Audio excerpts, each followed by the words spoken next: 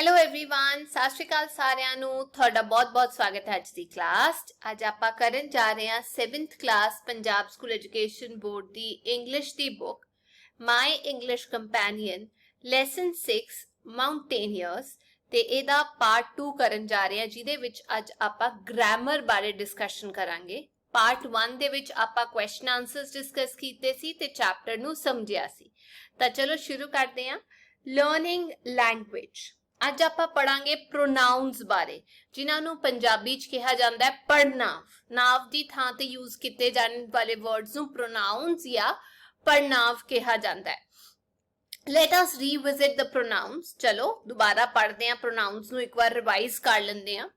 We use a pronoun when we don't want to repeat a noun or a noun phrase।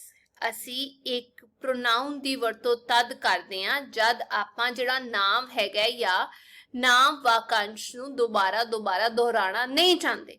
ਜਿਵੇਂ ਮੈਂ ਕਹਾਂ Ram is a good boy, Ram studies in class 7th, Ram eats his food on time। Ram ਇਹ ਬਾਰ-ਬਾਰ ਰਾਮ ਰਾਮ ਆ ਰਿਹਾ ਹੈ ਨਾ, ਇਹਦੇ ਥਾਂ ਤੇ ਆਪਾਂ ਪਹਿਲੀ ਵਾਰ ਰਾਮ ਯੂਜ਼ ਕਰਕੇ ਹੀ ਯੂਜ਼ ਕਰ ਸਕਦੇ ਆ, ਹੈ ਕਿ ਨਹੀਂ। The words such as they, ਬਹੁਤ ਸਾਰੇ ਲੋਕਾਂ ਦੀ ਜਦ ਗੱਲ ਕੀਤੀ ਜਾਏ ਦੇ ਯੂਜ਼ ਹੁੰਦਾ ਹੈ। she ਉਹਦੀ ਥਾਂ ਤੇ, her, he and it are used in place of nouns ਤੇ noun ਦੀ ਥਾਂ ਤੇ ਆਪਾਂ pronouns ਦੇ ਜਿਹੜੇ ਵਰਤਦੇ ਹੈਗੇ ਆ ਉਹ ਇਹ ਸਾਰੇ ਹੈਗੇ ਨੇ। ਅੱਗੇ ਹੈ subject and object pronouns। ਜਿਹਦੇ ਤੇ ਕੰਮ ਹੋ ਰਿਹਾ ਉਹਨੂੰ object ਕਿਹਾ ਜਾਂਦਾ ਹੈ, ਜੋ ਕੰਮ ਕਰ ਰਿਹਾ ਹੈ ਵਾਕ ਦੇ ਵਿੱਚ ਉਹਨੂੰ subject ਕਿਹਾ ਜਾਂਦਾ ਹੈ। subject pronouns ਜੋ ਕੰਮ ਕਰ ਰਿਹਾ ਹੈ ਉਹਨਾਂ ਦੀ ਥਾਂ ਤੇ ਜਿਹੜੇ ਪੜਨਾਂਵ ਵਰਤੇ ਜਾਂਦੇ ਨੇ ਉਹ ਕੀ ਹੈਗੇ ਨੇ। In English, we have subject pronouns, karta de pronouns, which are I, you, he, she, it, we, and they. Of course, we use you when we are talking to some person and when we are talking to more than one person. ਜਿਵੇਂ ਆਪਾਂ ਇੱਕ ਬੰਦੇ ਜਾਂ ਇੱਕ ਬੰਦੇ ਨਾਲ ਗੱਲ ਕਰ ਰਹੇ ਹਾਂ ਤਾਂ you ਵਰਤਿਆ ਜਾਂਦਾ ਹੈ, ਜਾਂ ਇੱਕ ਤੋਂ ਵੱਧ ਬੰਦੇ ਦੇ ਨਾਲ ਵੀ ਜੇ ਆਪਾਂ ਗੱਲ ਕਰ ਰਹੇ ਹਾਂ ਤਾਂ ਕਦੇ ਨਾ ਕਦੇ you ਦੀ ਵਰਤੋਂ ਕੀਤੀ ਜਾਂਦੀ ਹੈ। ਆਪਾਂ ਐਗਜ਼ਾਮਪਲਸ ਦੇ ਵਿੱਚ ਦੇਖਾਂਗੇ, ਸਮਝਦੇ ਹਾਂ। We use these pronouns when they are the subject of a verb। verb ਕੀ ਹੁੰਦਾ ਹੈ? ਜਿਹਦੇ ਵਿੱਚ ਕੋਈ ਕੰਮ ਹੋ ਰਿਹਾ ਹੁੰਦਾ ਉਹਨੂੰ verb ਕਹੀਦਾ ਹੈ ਤੇ verb ਨੂੰ ਪੰਜਾਬੀ ਦੇ ਵਿੱਚ ਕਿਹਾ ਜਾਂਦਾ ਹੈ ਕਿਰਿਆ। ਜਦ ਕੋਈ ਕੰਮ ਹੋ ਰਿਹਾ ਹੈ, ਜੋ ਬੰਦਾ ਕਰ ਰਿਹਾ ਹੈ, ਉਹਨੂੰ ਆਪਾਂ ਕਹੀਦਾ ਹੈ subject, ਯਾਨੀ ਕਰਨ ਵਾਲਾ। ਕੰਮ ਕੀ ਹੁੰਦਾ ਹੈ? verb ਜੋ ਐਕਸ਼ਨ ਹੁੰਦਾ ਹੈ। ਜਿਹਦੇ ਤੇ ਹੋ ਰਿਹਾ ਹੁੰਦਾ ਉਹਨੂੰ ਆਪਾਂ object ਕਹੀਦਾ। ਧਿਆਨ ਨਾਲ ਦੇਖਿਓ, I like ਮੁੰਬਈ, ਇੱਥੇ ਖਾਸ ਕੌਣ ਹੈ? I ਮੈਂ, ਕਰਤਾ, like ਪਸੰਦ ਕਰਦਾ ਹਾਂ ਮੁੰਬਈ ਨੂੰ, I ਮੈਂ ਕਰਤਾ, ਇਹ ਹੋ ਗਿਆ subject। ਕੀ ਕਰਦਾ? like ਪਸੰਦ ਕਰਦਾ, verb ਹੋ ਗਿਆ। ਮੁੰਬਈ ਜਿਸ ਚੀਜ਼ ਤੇ ਅਖੀਰਕਾਰ ਆ ਕੇ ਗੱਲ ਰੁਕਦੀ ਹੈ ਜਾਂ ਜਿਹਦੇ ਬਾਰੇ ਗੱਲ ਹੋ ਰਹੀ ਹੁੰਦੀ ਹੈ ਉਹ ਹੋ ਗਿਆ ਸਾਡਾ ਉਹ ਨਾਲ object। ਉਵੇਂ ਹੀ you have eaten the chocolate, you ਕਰਤਾ ਸੀ ਜਿਹਨੇ ਚਾਕਲੇਟ ਖਾ ਲਈ, have eaten ਕੰਮ ਹੋ ਗਿਆ ਕਿਰਿਆ verb, the chocolate ਜਿਹਦੇ ਤੇ ਕੰਮ ਕੀਤਾ ਗਿਆ, ਜਿਹਦੇ ਬਾਰੇ ਗੱਲ ਕੀਤੀ ਗਈ ਉਹ ਹੈਗੇ ਹੈ object। ਜਿਹਨੇ ਕੰਮ ਕੀਤਾ ਉਹ ਬੰਦਾ ਹੈਗਾ ਜਿਹਨੂੰ ਤੁਸੀਂ ਕਹਿ ਰਹੇ ਹੋ you, ਤੂੰ ਖਾਦਾ, ਠੀਕ ਹੈ ਨਾ। he plays cricket, ਹੁਣ ਤੁਸੀਂ ਸੋਚ ਕੇ ਦੱਸੋ he plays cricket ਦੇ ਵਿੱਚ he ਜਿਹੜਾ ਹੈਗਾ ਉਹ subject ਜੋ ਕੰਮ ਕਰ ਰਿਹਾ, plays ਕੀ ਹੋ ਗਿਆ ਕਿਰਿਆ verb ਤੇ cricket ਜਿਹਦੇ ਬਾਰੇ ਗੱਲ ਹੋ ਰਹੀ ਹੈ ਉਹ ਹੋ ਗਿਆ object। she hates vegetables, ਉਹਨੂੰ ਸਬਜ਼ੀਆਂ ਬਿਲਕੁਲ ਨਾ ਪਸੰਦ ਨੇ। she ਜੋ ਜਿਹਦੀ ਗੱਲ ਹੋ ਰਹੀ ਹੈ ਮੇਨ ਜੋ ਬੰਦਾ ਹੈ subject, hates ਨਫ਼ਰਤ ਕਰਨਾ ਕਿਰਿਆ verb, vegetables object ਜਿਹਦੇ ਤੇ ਕੰਮ ਹੋ ਰਿਹਾ ਹੈ ਜਿਹਦੇ ਬਾਰੇ ਗੱਲ ਹੋ ਰਹੀ ਹੈ। it was hot, it ਜਿਹੜੀ ਚੀਜ਼ ਬਾਰੇ ਗੱਲ ਹੋ ਰਹੀ ਹੈ subject, was verb ਹੋ ਗਿਆ, ਗਰਮੀ ਸੀ ਉਹ ਹੋ ਗਿਆ object। we are Indians, ਅਸੀਂ ਭਾਰਤੀ ਹੈਗੇ ਆ, we ਕੀ ਹੋ ਗਿਆ subject, are verb, Indians ਅਸੀਂ ਭਾਰਤੀ ਹੈਗੇ ਆ, ਭਾਰਤੀ ਕੀ ਹੋ ਗਿਆ object ਜਿਹਦੀ ਗੱਲ ਹੋ ਰਹੀ ਹੈ। they are going to the market, ਉਹ ਮਾਰਕੀਟ ਜਾ ਰਹੇ ਨੇ, ਕੰਮ ਕਿੱਥੇ ਹੋ ਰਿਹਾ? ਮਾਰਕੀਟ ਬਾਰੇ ਗੱਲ ਹੋ ਰਹੀ ਆ। they ਉਹ ਲੋਗ, ਇਹ ਹੋ ਗਏ subject ਕਿਉਂਕਿ ਕੰਮ ਉਹ ਕਰ ਰਹੇ ਨੇ। ਜਾ ਕਿੱਥੇ ਰਹੇ ਨੇ ਮਾਰਕੀਟ, ਉਹਦੇ ਗੱਲ ਹੋ ਰਹੀ ਹੈ ਤੇ ਆਰ ਗੋਇੰਗ ਕੰਮ ਹੋ ਰਿਹਾ, ਉਹ ਹੋ ਗਿਆ ਕਿਰਿਆ ਜਾਂ verb। ਉਵੇਂ ਹੀ object pronoun, ਇਹ ਦੇਖੋ in English we have object pronouns also, ਅੰਗਰੇਜ਼ੀ ਵਿੱਚ object pronoun ਵੀ ਹੁੰਦੇ ਨੇ। these are ਉਹ ਕੀ ਹੁੰਦੇ ਨੇ me, you, him, her, it, us, them, and also take note that it and you are the same when they are subject pronouns or object pronouns। देखो it ते you दोनों subject pronouns या object pronouns ਦੇ ਵਜੋਂ ਵਰਤੇ ਜਾ ਸਕਦੇ ਨੇ। ਠੀਕ ਹੈ, ਜਿਵੇਂ ਐਗਜ਼ਾਮਪਲ ਦਿੰਦੀ ਆ object pronouns ਦੀ। ਹੁਣ ਤੁਸੀਂ ਆਪ ਸੋਚਿਓ, ਰਵੀ knows me, ਰਵੀ ਮੈਨੂੰ ਜਾਣਦਾ ਹੈ। ਮੇਨ ਕੌਣ ਹੈ? ਰਵੀ। ਇਹ subject ਹੋ ਗਿਆ, subject knows ਜਾਣਦਾ ਹੈ, ਇਹ verb ਕਿਰਿਆ। ਕਿਹਨੂੰ ਜਾਣਦਾ ਹੈ? ਅਖੀਰਕਾਰ ਮੇਰੇ ਬਾਰੇ ਗੱਲ ਹੋ ਰਹੀ ਹੈ, me, ਇਹ ਹੋ ਗਿਆ object। Radhika slapped you, Radhika ਨੇ ਤੁਹਾਨੂੰ ਥੱਪੜ ਮਾਰਿਆ। ਰਾਧਿਕਾ ਜਿਹਨੇ ਕੰਮ ਕੀਤਾ, ਕਰਤਾ, subject, slapped ਕਿਰਿਆ ਜਾਂ verb, you ਜਿਹਦੇ ਤੇ ਕੰਮ ਹੋਇਆ, ਉਹ ਹੋ ਗਿਆ object। the donkey kicked him, ਗਧੇ ਨੇ ਉਹਨੂੰ ਲੱਤ ਮਾਰੀ। ਹੁਣ ਕੰਮ ਕਿਹਦੇ ਤੇ ਹੋਇਆ? ਉਹਦੇ ਤੇ ਹੋਇਆ ਨਾ, ਤਾਂ ਇਹ ਹੋ ਗਿਆ object। kicked ਇੱਕ ਕੰਮ ਹੈਗਾ, ਕਿਰਿਆ ਹੈ। the donkey ਗਧਾ ਜਿਹਨੇ ਕੰਮ ਕੀਤਾ, ਉਹ ਹੋ ਗਿਆ subject। ਸੀਮਾ pulled her, ਸੀਮਾ ਨੇ ਉਹਨੂੰ ਖਿੱਚ ਲਿਆ। ਸੀਮਾ ਨੇ ਖਿੱਚਿਆ, ਸੀਮਾ subject, pulled ਖਿੱਚਿਆ verb, her object ਜਿਹਦੇ ਤੇ ਕੰਮ ਹੋਇਆ ਜਾਂ ਜਿਹਨੂੰ ਖਿੱਚਿਆ। the teacher dropped it, teacher ਤੋਂ ਉਹ ਚੀਜ਼ ਗਿਰ ਗਈ ਜਾਂ ਟੀਚਰ ਨੇ ਗੇਰ ਦਿੱਤੀ। ਕੰਮ ਕਿਹਨੇ ਕੀਤਾ? ਟੀਚਰ ਨੇ, subject, dropped ਸਿੱਟ ਦਿੱਤਾ verb ਕਿਰਿਆ। it ਜੋ ਵੀ ਚੀਜ਼ ਹੈਗੀ ਹੈ ਉਹ ਬਣ ਗਿਆ ਸਾਡਾ object ਜਿਹਦੇ ਤੇ ਕੰਮ ਹੋਇਆ। the students like us, ਬੱਚੇ ਸਾਨੂੰ ਪਸੰਦ ਕਰਦੇ ਨੇ। ਕੌਣ? the students ਜੋ ਕਰਦੇ ਨੇ। ਕਿਹਨੂੰ ਕਰਦੇ ਨੇ? us ਸਾਨੂੰ ਕਰਦੇ ਨੇ, ਇਹ ਹੋ ਗਿਆ object। like verb ਹੋ ਗਿਆ। I help them, ਮੈਂ ਉਹਨਾਂ ਦੀ ਮਦਦ ਕਰਦੀ ਹਾਂ। I ਹੋ ਗਿਆ subject ਕਿਉਂਕਿ ਮੈਂ ਕਰਦੀ ਹਾਂ। help ਮਦਦ ਕਿਰਿਆ। them ਉਹਨਾਂ ਦੀ ਕਰਦੀ ਹਾਂ, ਜਿਨ੍ਹਾਂ ਦੀ ਕਰਦੀ ਹਾਂ, ਜਿਨ੍ਹਾਂ ਤੇ ਕੰਮ ਹੋ ਰਿਹਾ, ਉਹ ਹੋ ਗਿਆ ਸਾਡੇ ਕੋਲ verb। ਦੂਜਾ ਪੁਆਇੰਟ pronoun ਬਾਰੇ, we use them after prepositions। ਹੁਣ prepositions ਕੀ ਹੁੰਦੀ ਹੈ? ਇਹ ਉਹ ਸ਼ਬਦ ਹੁੰਦਾ ਹੈ ਜਾਂ phrase ਹੁੰਦੀ ਹੈ, ਮਤਲਬ ਦੋ ਸ਼ਬਦ, ਦੋ ਤਿੰਨ ਸ਼ਬਦ ਹੁੰਦੇ ਨੇ ਜੋ ਨਾਮ ਜਾਂ ਪੜਨਾਂਵ ਤੋਂ ਪਹਿਲਾਂ ਵਰਤੇ ਜਾਂਦੇ ਨੇ ਤਾਂ ਕਿ ਕਿਸੇ ਚੀਜ਼ ਦੀ ਤੁਹਾਨੂੰ ਥਾਂ ਪਤਾ ਲੱਗ ਜਾਏ ਵੀ ਉਹ ਕਿੱਥੇ ਰੱਖੀ ਹੋਈ ਹੈ, ਪਲੇਸ, ਜਾਂ ਉਸ ਚੀਜ਼ ਬਾਰੇ ਟਾਈਮ ਪਤਾ ਲੱਗ ਜਾਏ, ਜਾਂ ਕੋਈ ਡਾਇਰੈਕਸ਼ਨ ਹੈਗੀ ਹੈ ਉਹਦੇ ਬਾਰੇ ਜੇ ਜਾਣਕਾਰੀ ਲੈਣੀ ਹੋਏ ਤਾਂ ਆਪਾਂ prepositions ਦੀ ਵਰਤੋਂ ਕਰਦੇ ਹਾਂ। ਜਿਵੇਂ ਐਗਜ਼ਾਮਪਲ ਜੇ ਮੈਂ ਤੁਹਾਨੂੰ prepositions ਦਾ ਦਵਾਂ ਤਾਂ ਉਹਦੇ ਵਿੱਚ ਬਹੁਤ ਸਾਰੇ prepositions ਆ ਜਾਂਦੇ, ਜਿਵੇਂ at ਹੋ ਗਿਆ, before ਹੋ ਗਿਆ, ਇਸ ਟਾਈਮ ਤੋਂ ਪਹਿਲਾਂ, after ਇਸ ਟਾਈਮ ਤੋਂ ਬਾਅਦ, ਹੈ ਕਿ ਨਹੀਂ। ਹੁਣ place ਦਾ ਐਗਜ਼ਾਮਪਲ, ਇਹਦੇ ਉੱਤੇ above, ਇਹਦੇ across ਇਹ ਤੋਂ ਪਾਰ ਕਰਕੇ, ਠੀਕ ਹੈ। at ਇਹ place ਦਾ ਐਗਜ਼ਾਮਪਲ ਹੋ ਗਿਆ preposition ਦੇ ਵਿੱਚ। ਟਾਈਮ ਦਾ ਮੈਂ ਤੁਹਾਨੂੰ ਦੇ ਦਿੱਤਾ before, after, ਠੀਕ ਹੈ। ਜੇ ਡਾਇਰੈਕਸ਼ਨ ਦੀ ਗੱਲ ਕੀਤੀ ਜਾਏ ਤਾਂ ਆਪਾਂ ਇਹਦੇ ਵਿੱਚ ਵੀ ਐਗਜ਼ਾਮਪਲ ਦੇਖ ਸਕਦੇ ਹਾਂ, ਜਿਵੇਂ toward ਉਸ ਵੱਲ, up, down, between। ਥੋੜਾ ਬਹੁਤ ਸਮਝ ਆ ਗਿਆ preposition ਕੀ ਹੈ? ਕਿਸੇ ਚੀਜ਼ ਦੇ ਬਾਰੇ ਦੱਸਣਾ ਵੀ ਉਹ ਕਿੱਥੇ ਰੱਖੀ ਹੋਈ ਹੈ, ਟਾਈਮ ਦੱਸਣਾ ਜਾਂ ਡਾਇਰੈਕਸ਼ਨ ਦੱਸਣ ਦੇ ਲਈ preposition ਦੀ ਵਰਤੋਂ ਕੀਤੀ ਜਾਂਦੀ ਹੈ। ਤੇ ਇੱਥੇ ਦੱਸਿਆ ਗਿਆ ਕਿ pronoun ਨੂੰ ਆਪਾਂ preposition ਤੋਂ ਬਾਅਦ ਯੂਜ਼ ਕਰਦੇ ਹਾਂ। ਇਹ ਹੋ ਗਈ preposition to, ਉਸ ਤੋਂ ਬਾਅਦ ਯੂਜ਼ ਕੀਤਾ ਹੈ me। it's important to me, me to ਨਹੀਂ ਹੁੰਦਾ, it's important to me, ਇਹ ਮੇਰੇ ਲਈ ਜ਼ਰੂਰੀ ਹੈਗਾ ਜਾਂ ਮਹੱਤਵਪੂਰਨ ਹੈਗਾ। to ਇਹਦੇ ਵਿੱਚ preposition ਹੈ, me ਹੋ ਗਿਆ pronoun। can the students come with you, with ਕੀ ਬੱਚੇ ਤੁਹਾਡੇ ਨਾਲ ਆ ਸਕਦੇ ਨੇ ਜਾਂ ਕੀ ਵਿਦਿਆਰਥੀ ਤੁਹਾਡੇ ਨਾਲ ਆ ਸਕਦੇ ਨੇ। with ਹੋ ਗਿਆ preposition, you ਹੋ ਗਿਆ ਸਾਡੇ ਕੋਲ pronoun। look at him ਉਹਦੇ ਵੱਲ ਦੇਖੋ। at ਹੋ ਗਿਆ डायरेक्शन दस रहे हो ना, him at preposition, him की हो गया साडे कोल pronoun। the tiffin is for him, ये डब्बा ओदे लई हैगा, for जिदे लई हैगा preposition, him pronoun।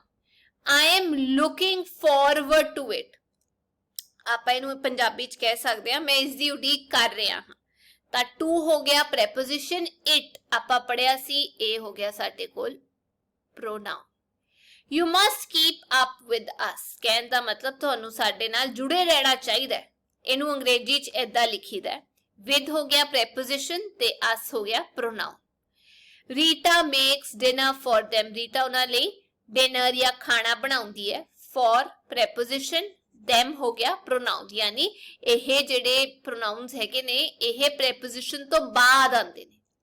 we use them after be verb ਹੁਣ be ਜਿਹੜਾ verb ਹੈਗਾ ਕਿਰਿਆ ਇਹਦੇ ਵੱਖ-ਵੱਖ ਫਾਰਮਸ ਹੁੰਦੇ ਨੇ। be is ਦੀ ਸ਼ੇਪ ਵੀ ਲੈ ਲੈਂਦਾ ਹੈ is ਦੀ ਥਾਂ ਤੇ be ਦੀ ਥਾਂ ਤੇ is ਆ ਜਾਂਦਾ ਹੈ am ਆ ਜਾਂਦਾ ਹੈ are was were ਇਹ ਤੋਂ ਬਾਅਦ ਜਿਹੜਾ preposition ਹੈ ਉਹ ਵਰਤਿਆ ਜਾਂਦਾ ਹੈ। ਜਿਵੇਂ who's there ਕੌਣ ਹੈ is ਆ ਗਿਆ ਨਾ ਇੱਥੇ apostrophe s ਜੇ ਲੱਗਿਆ ਹੋਏ ਉਹਨੂੰ short form ਕਹੀਦਾ ਹੈ is ਦੀ। ठीक है ये आ गया ए वाला who's there there की आ गया साडे कोल pronoun it's me ए मैं हाँ आ रही है ना is नहीं लिख दे it's me ता ए वी ए हो गया it's you ए तुसी हैगे हो ए आ गया ए ते pronoun आ गया you that is him ए ओ हैगा is verb दी form हैगी है ते him pronoun it was her was आ गया ते her pronoun आ गया it was them ए ओ सीगे ते was जेड़ा है ओ साडे कोल verb दी form आ गई them आ गया pronoun। चौथी गल we use them after short answers जे छोटा जवाब देना होए तां ओदे विच भी use कीता जांदा है। जिवें who is that ओ कौन है तुसी जवाब दिता me छोटा जिहा आंसर हैगा। Who ate the chocolate chocolate किसने खादी हर ओने khadi. Call him I am hungry भी ओनू बुला लो मैनू भुख लगी है ते बंदा जवाब दिंदा है me too भी मैं भी भुखा हैगा जिवें तुसी भुखे हैगे हो या भुख लगी है। With short answers we can also use a subject pronoun plus a verb to sound more formal than the object pronoun alone। देखो जे छोटा जवाब देना होए ਤਾਂ ਆਪਾਂ ਜਦ more formal ਹੋਣਾ ਹੋਏ ਕਹਿਣ ਦਾ ਮਤਲਬ ਜਦ ਆਪਾਂ ਬਹੁਤ ਜ਼ਿਆਦਾ ਰਿਸਪੈਕਟ ਦਿਖਾਣੀ ਹੁੰਦੀ ਹੈ ਕਿਸੇ ਵੱਡੇ ਨਾਲ ਆਫੀਸਰ ਨਾਲ ਗੱਲ ਕਰ ਰਹੇ ਹੁੰਦੇ ਆ ਤਾਂ ਇੱਕ ਵਰਡ ਦੇ ਵਿੱਚ ਆਨਸਰ ਨਹੀਂ ਦਿੱਤਾ ਜਾਂਦਾ। ਠੀਕ ਹੈ ਇਸੇ ਕਰਕੇ ਅਸੀਂ ਕੀ ਕਰਦੇ ਆ ਸਬਜੈਕਟ ਪ੍ਰੋਨਾਉਨ ਦੇ ਨਾਲ ਵਰਬ ਜੋੜ ਦਿੰਦੇ ਆ। ਜਿਵੇਂ who's there ਤੁਸੀਂ ਇਹ ਨਹੀਂ ਕਹੋਗੇ me ਤੁਸੀਂ ਕਹੋਗੇ I am। ठीक है ना ए हो गया साडे कोल प्रोनाउन ए हो गया साडे कोल एक तरीके दा verb. who ate the chocolate chocolate किने खादी तुसी ये नहीं कहोगे her तुसी कहोगे she did। ए भी ठीक है जब दोस्तां नाल गल कर रहे हुंदे हो एक वर्ड दे विच आंसर देना हुंदा है ए जब ऑफिस दे विच कोलीग्स दे नाल टीचर नाल ता A answer she did one khadi she pronoun ते did दा वर्ब आ गया। I'm hungry answer I am too I pronoun am verb आ गया। अगली गल we use them किहदी गल हो रही है इत्थे pronoun दी आपां वरतों कद करदे आ after as and then for comparison जब तुलना करनी हुंदी है तां आपां as या then यूज करदे आ उस तो बाद आपां pronoun यूज करदे आ। जिवें she's as tall as me जिन्नी मैं लंबी आ ओनी ही ओ भी लंबी हैगी है तां as तो बाद आ गया pronoun me। he's taller than her ओ मुंडा ओदे तो ज्यादा उच्चा हैगा than तो बाद भी की आ गया pronoun।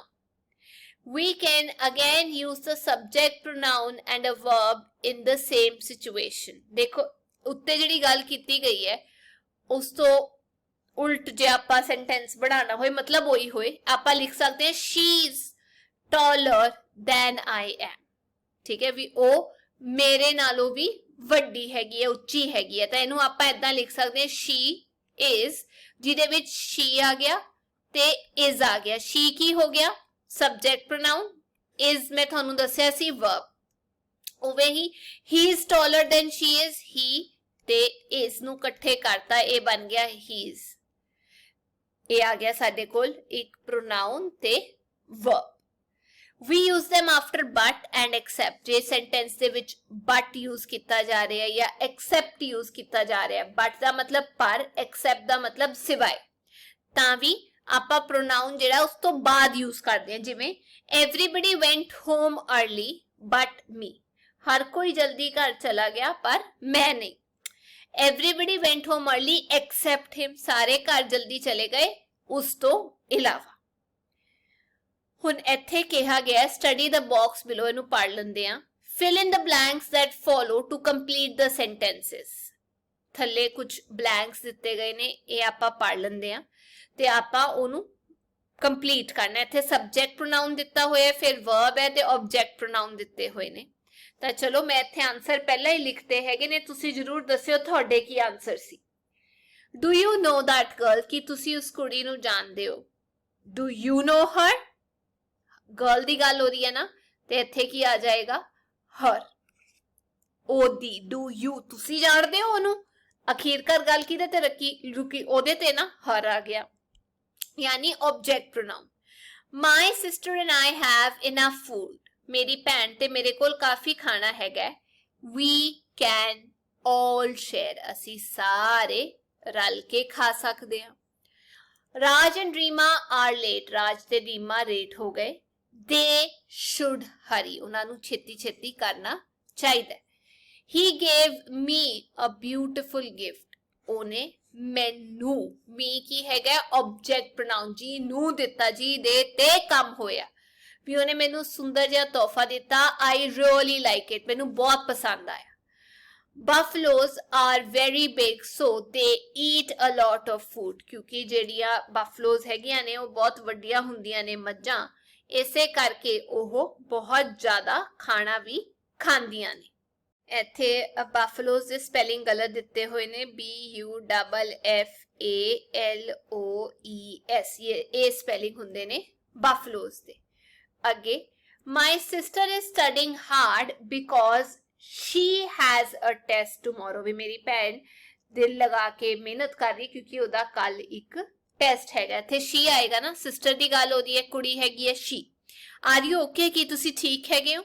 Can I help you, कि मैं थोड़ी मदद कर सकती हूँ? My new neighbors are very helpful, मेरे नवे गवांडी बहुत मदद करते हैं। I really like them, हुन them की है, थानू पता लग गया, मैं उन्हां नू पसंद करती हाँ। मैं हो गया सब्जेक्ट प्रोनाउन, them देख रहे हैं कि वो ऑब्जेक्ट प्रोनाउन हैगा कि नहीं। आ देखो ऑब्जेक्ट प्रोनाउन, यानी आपा बिल्कुल ठीक रस्ते ते हैगे। I want to read my book, मैं अपनी किताब पढ़ना चाहती हूँ। Where did you keep it? It non-living चीज ਲਈ यूज ਕੀਤਾ ਜਾਂਦਾ ਹੈ, ਜਿਹੜੀ ਵਸਤੂ ਜੀਤੀ ਜਾਂਦੀ ਨਹੀਂ ਹੁੰਦੀ ਉਹਦੇ ਲਈ it यूज ਕੀਤਾ ਜਾਂਦਾ ਹੈ। ਇੱਥੇ it यूज ਕੀਤਾ ਗਿਆ ਕਿਤਾਬ ਲਈ, ਵੀ ਮੈਂ ਆਪਣੀ ਕਿਤਾਬ ਪੜ੍ਹਨਾ ਚਾਹੁੰਦੀ ਹਾਂ, ਤੁਸੀਂ ਉਹਨੂੰ ਕਿੱਥੇ ਰੱਖਿਆ? I am busy right now, ਮੈਂ ਅਜੇ ਵਿਅਸਤ ਹੈਗਾ, busy ਹੈਗਾ ਜਾਂ ਰੁੱਝਿਆ ਹੋਇਆ ਹੈਗਾ। Could you call me after an hour, ਕੀ ਤੁਸੀਂ ਮੈਨੂੰ 1 ਘੰਟੇ ਬਾਅਦ ਕਾਲ ਕਰ ਸਕਦੇ ਹੋ? He gave me a pen but I lost it, ਉਹਨੇ ਮੈਨੂੰ ਪੈਨ ਦਿੱਤਾ ਪਰ ਮੈਂ ਉਹਨੂੰ ਗਵਾਚ ਦਿੱਤਾ। We gave money to the shopkeeper and he gave us milk, ਅਸੀਂ ਦੁਕਾਨਦਾਰ ਨੂੰ ਪੈਸੇ ਦਿੱਤੇ ਤੇ ਉਹਨੇ ਸਾਨੂੰ ਦੁੱਧ ਦਿੱਤਾ। ਦੇ ਨਹੀਂ ਨਾ ਆਏਗਾ, ਅਸ ਆਏਗਾ। I don't eat junk food, ਮੈਂ जंक फूड नहीं खाती बिकॉज, हुन जंक फूड की है नॉन लिविंग चीज, इट इजंट हेल्दी क्योंकि वो सेहतमंद नहीं हुंदा। हु इज शी, वो कौन है? Do you know her name, her क्यों आया? क्योंकि पहला शी लिखिया सी, कुड़ी बारे गल हो रही सी। जे तुसी आप ट्राई करोगे थोड़े तो सॉल्व हो जाऊगा। अगे एक एक्टिविटी दिती हुई है, learning to listen. Your teacher will speak some words from the passage, ਤੁਹਾਡੇ ਅਧਿਆਪਕ ਪੈਸੇਜ ਤੋਂ ਕੁਝ ਜਿਹੜੇ ਸ਼ਬਦ ਹੈਗੇ ਨੇ ਉਹ ਬੋਲਣਗੇ। Listen carefully and find the words in the grid below and encircle them, ਉਹਨਾਂ ਨੂੰ ਧਿਆਨ ਨਾਲ ਸੁਣਿਓ ਤੇ ਇੱਥੇ ਜਿਹੜਾ ਇਹ ਗ੍ਰਿਡ ਹੈਗਾ ਇਹਦੇ ਵਿੱਚ ਤੁਸੀਂ ਭਰਨਾ ਹੈਗਾ, ਉਹਨੂੰ ਸਰਕਲ ਕਰਨਾ ਜਿਵੇਂ ਪਹਿਲਾਂ ਕੀਤਾ ਹੋਇਆ। The first one has been done for you, achievement।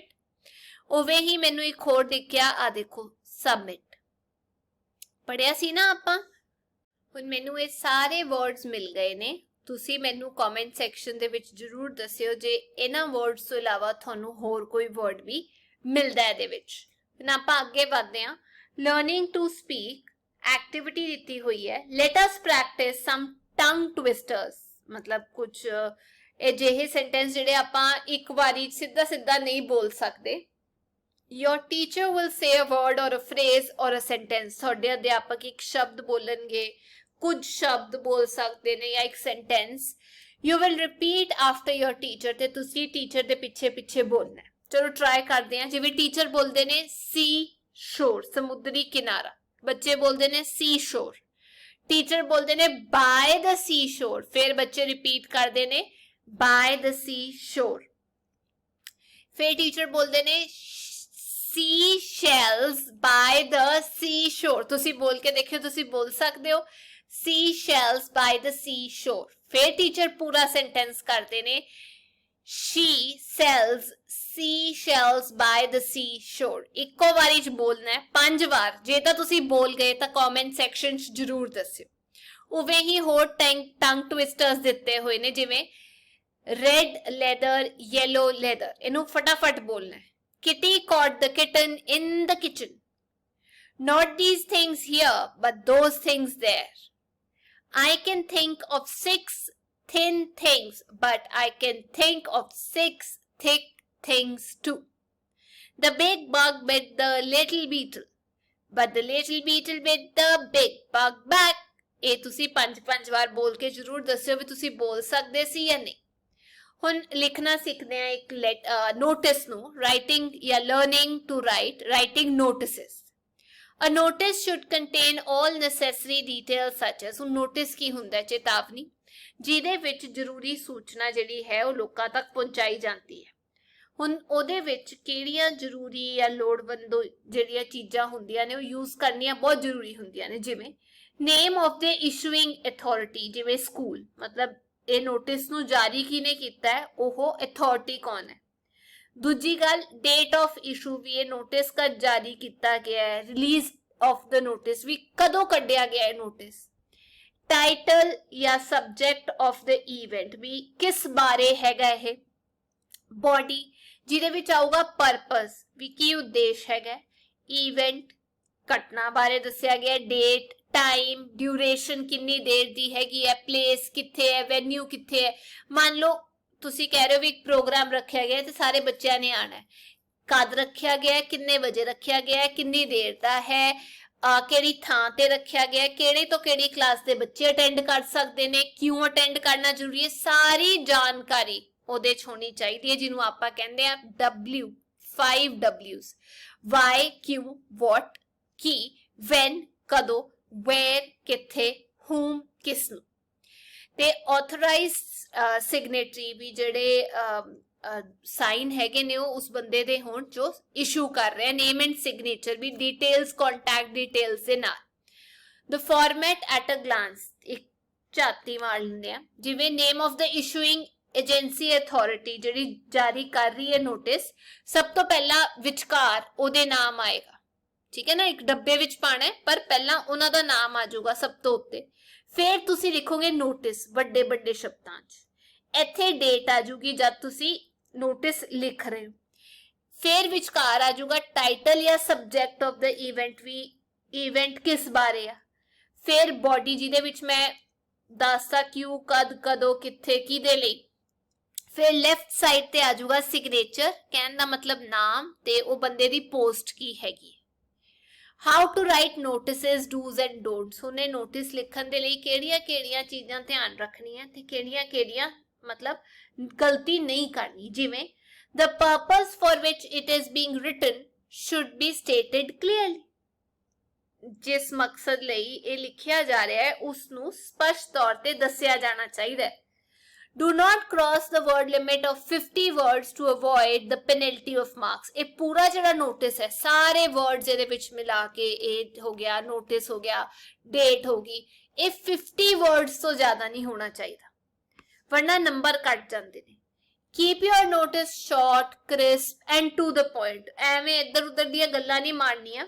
Notice ਨੂੰ ਛੋਟਾ ਰੱਖੋ, to the point, ਮਤਲਬ ਜੋ ਜਾਣਕਾਰੀ ਜ਼ਰੂਰੀ ਹੈਗੀ ਹੈ ਵੀ ਹਾਂ ਇਹ ਦੇਣੀ ਬਹੁਤ ਜ਼ਰੂਰੀ ਹੈਗੀ ਹੈ ਉਹੀ ਲਿਖੋ. ਡੋਂਟ ਰਿਪੀਟ ਐਨੀ ਇਨਫੋਰਮੇਸ਼ਨ, ਕੋਈ ਵੀ ਜਾਣਕਾਰੀ ਜਿਹੜੀ ਹੈਗੀ ਹੈ ਉਹਨੂੰ ਦੁਹਰਾਓ ਨਾ. 5ਵਾਂ, always put the notice in a box ਹਮੇਸ਼ਾ ਜਿਹੜਾ ਨੋਟਿਸ ਹੈਗਾ ਉਹਨੂੰ ਇੱਕ ਡੱਬੇ ਵਿੱਚ ਪਾਓ। ਦੇਖੋ ਆ ਦੇਖੋ ਡੱਬੇ ਦੇ ਵਿੱਚ ਰੱਖਿਆ ਹੋਇਆ। ਡਰਾ ਦ ਬਾਕਸ ਵਿਦ ਅ ਪੈਨਸਿਲ, ਤੇ ਜਿਹੜਾ ਡੱਬਾ ਹੈਗਾ ਉਹ ਪੈਨਸਿਲ ਦੇ ਨਾਲ ਤੁਸੀਂ ਬਣਾਉਣਾ ਹੈਗਾ। ਪਹਿਲਾਂ ਪੂਰਾ ਲਿਖ ਲੈਣਾ, ਫਿਰ ਉਸ ਤੋਂ ਬਾਅਦ ਪੈਨਸਿਲ ਦੇ ਨਾਲ ਉਹਨੂੰ ਬਣਾ ਲੈਣਾ, ਪਤਾ ਲੱਗ ਜੂਗਾ ਨਾ ਕਿੰਨਾ ਵੱਡਾ ਚਾਹੀਦਾ। ਅੱਗੇ ਚੱਲਦੇ ਆ।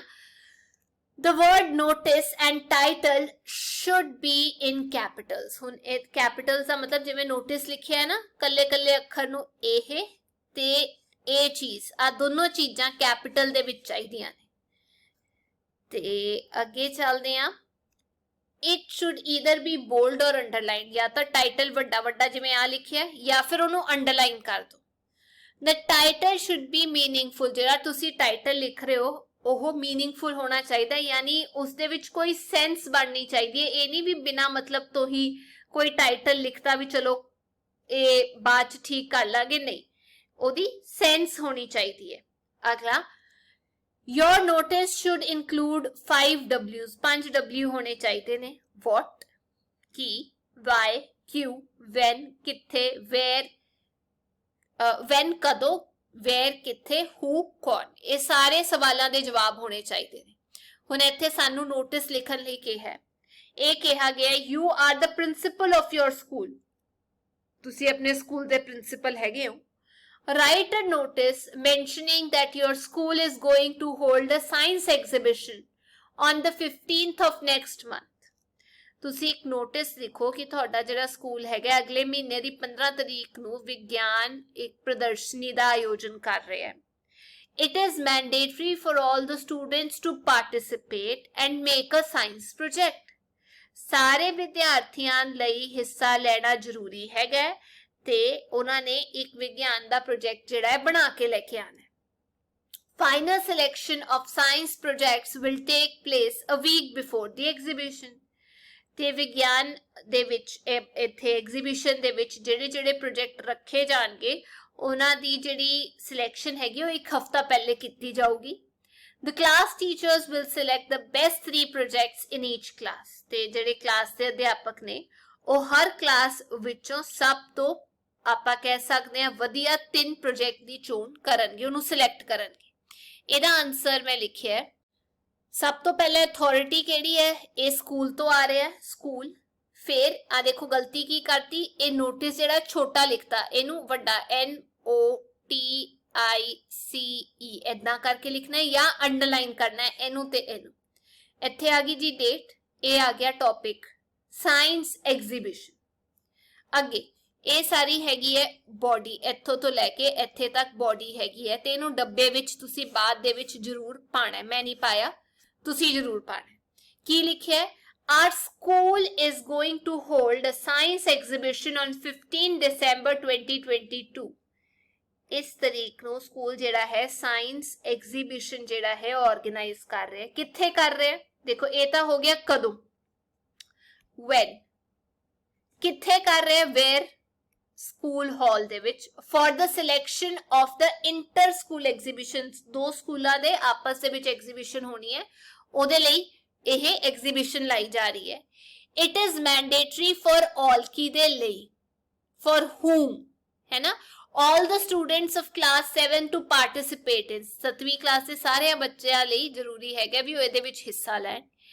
each student should prepare a science project of his or own on the teeth or the digestive system or the respiratory system। ਵੀ ਹਰੇਕ ਬੱਚਾ ਜਿਹੜਾ ਹੈ ਉਹ ਇੱਕ ਸਾਇੰਸ ਪ੍ਰੋਜੈਕਟ ਬਣਾਊਗਾ ਆਪਣਾ, ਕਿਹਦੇ ਤੇ, ਦੰਦਾਂ ਤੇ, ਡਾਈਜੈਸਟਿਵ ਸਿਸਟਮ ਤੇ, ਸਾਹ ਲੈਣ ਵਾਲੇ ਸਿਸਟਮ ਤੇ।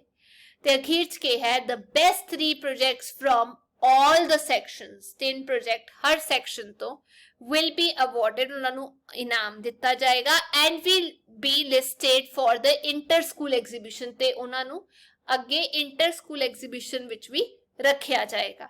ਇੱਥੇ ਸਿਗਨੇਚਰ ਆ ਜਾਣਗੇ ਪ੍ਰਿੰਸੀਪਲ ਦੇ ਤੇ ਪ੍ਰਿੰਸੀਪਲ ਦਾ ਨਾਮ। ਇਹ ਸੀ ਜੀ ਨੋਟਿਸ। ਹੁਣ ਆਪਾਂ ਅੱਗੇ ਚੱਲਦੇ ਹਾਂ learning to use language. Language ਦਾ ਯੂਜ਼ ਕਿਵੇਂ ਕਰਨਾ ਹੈ। Look at the following information as in about Virat Kohli. ਇਸ ਤਰੀਕ ਦੀ ਵਿਰਾਟ ਕੋਹਲੀ ਦੀ ਸਾਰੀ ਜਾਣਕਾਰੀ ਇੱਥੇ ਦਿੱਤੀ ਹੋਈ ਹੈ batting, test, ODI, 2020 international, first class cricket, ਸਾਰੀ ਜਾਣਕਾਰੀ ਦਿੱਤੀ ਹੈ ਤੇ ਇੱਥੇ ਕੁਝ ਸਵਾਲ ਪੁੱਛੇ ਹੋਏ ਨੇ। ਚਲੋ ਦੇਖਦੇ ਹਾਂ। ਪਹਿਲਾ ਸਵਾਲ ਹੈਗਾ what is the highest score of Virat Kohli in first class cricket? first class cricket ਦੇ ਵਿੱਚ ਵਿਰਾਟ ਕੋਹਲੀ ਦਾ ਜਿਹੜਾ highest score ਹੈਗਾ ਉਹ ਕਿੰਨਾ ਹੈਗਾ? ਦੇਖੋ first class cricket ਦੇ ਵਿੱਚ ਇੱਥੇ highest score ਕਿੰਨਾ ਹੈ? ਆ ਲਿਖਿਆ ਫਰਸਟ ਕਲਾਸ ਤੇ ਇਹ ਦੇਖੋ ਧਿਆਨ ਨਾਲ ਇੱਥੇ ਲਿਖਿਆ ਹਾਈਐਸਟ।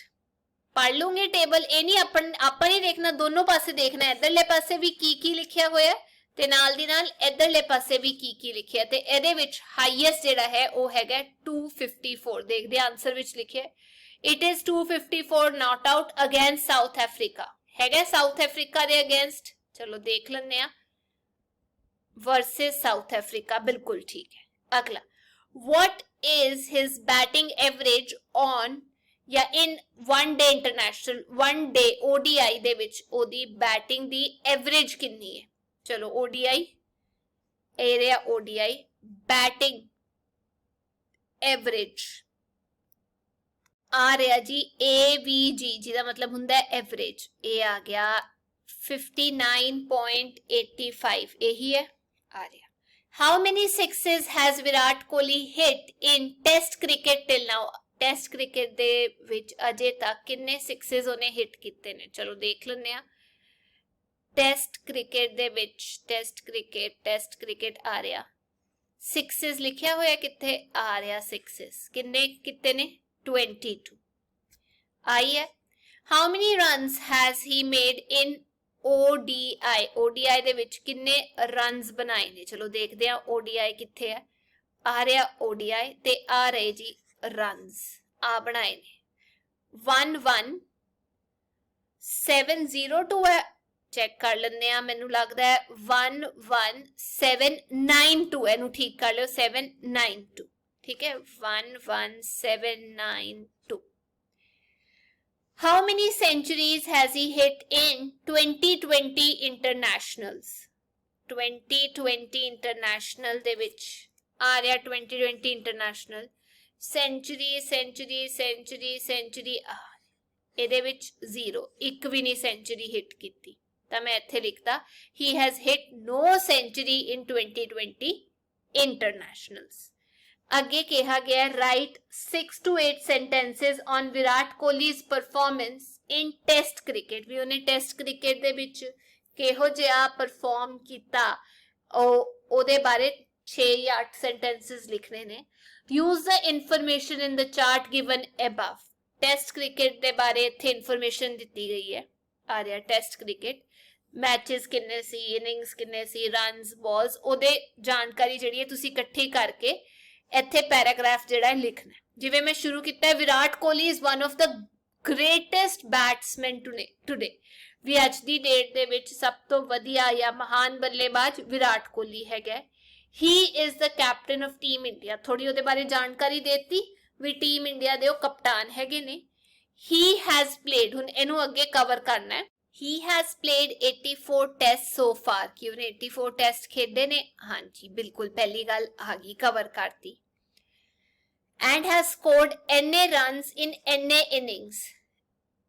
NA innings ਦੇ ਵਿੱਚ ਉਹਨੇ NA runs ਬਣਾਏ, ਬਿਲਕੁਲ ਇਹ ਵੀ ਕਵਰ ਕਰਤਾ। His highest score is NA, not out against South Africa। ਇਹਦੇ ਵਿੱਚ highest score ਹੈਗਾ against South Africa, ਬਿਲਕੁਲ ਠੀਕ। His average run rate is, average run rate ਇੰਨਾ ਹੈਗਾ, simple। ਅੱਗੇ in test cricket he has scored NA balls and hit NA centuries। Test cricket ਦੇ ਵਿੱਚ NA balls ਤੇ NA centuries ਉਹਨੇ ਹਿੱਟ ਕੀਤੀ ਹੈ। ਅੱਗੇ and NA hitting 805 fours and NA sixes। ਬਾਕੀ ਸਾਰੀ ਜਾਣਕਾਰੀ ਦੇਤੀ, ਇਹ ਵੀ ਦੇਤੀ, ਸਾਰੀ ਜਿਹੜੀ ਬਾਕੀ ਦੀ ਜਾਣਕਾਰੀ ਸੀ 6s 50s 4s ਇਹ ਸਾਰਾ ਕੁਝ ਜਾਣਕਾਰੀ ਆਪਾਂ ਇਕੱਠੀ ਦੇਤੀ। in 10 ਟੈਸ ਕੋਹਲੀ ਰਿਮੇਨਡ ਨਾਟ ਆਊਟ ਦੇਖਦੇ ਆ 10 ਟੈਸਟ ਦੇ ਵਿੱਚ ਉਹ ਨਾਟ ਆਊਟ ਰਿਹਾ ਬਿਲਕੁਲ ਠੀਕ ਹੈ ਇਹ ਸਾਰੀ ਜਾਣਕਾਰੀ ਮੈਂ ਇਕੱਠੀ ਕਰਕੇ ਆ ਦੇਖੋ ਪੈਰਾਗ੍ਰਾਫ ਦੇ ਵਿੱਚ ਪਾਤੀ ਤੇ ਇਹ ਸੀਗੀ ਅੱਜ ਦੀ ਕਲਾਸ ਮੈਂ ਉਮੀਦ ਕਰਦੀ ਹਾਂ ਵੀ ਇਹ ਚੈਪਟਰ ਤੁਹਾਨੂੰ ਸਮਝ ਆ ਗਿਆ ਹੋਵੇਗਾ ਜੇ ਵੀਡੀਓ ਵਧੀਆ ਲੱਗੀ ਤਾਂ ਲਾਈਕ ਸ਼ੇਅਰ ਸਬਸਕ੍ਰਾਈਬ ਜ਼ਰੂਰ ਕਰਿਓ ਆਪਾਂ ਫੇਰ ਮਿਲਾਂਗੇ till then take care bye bye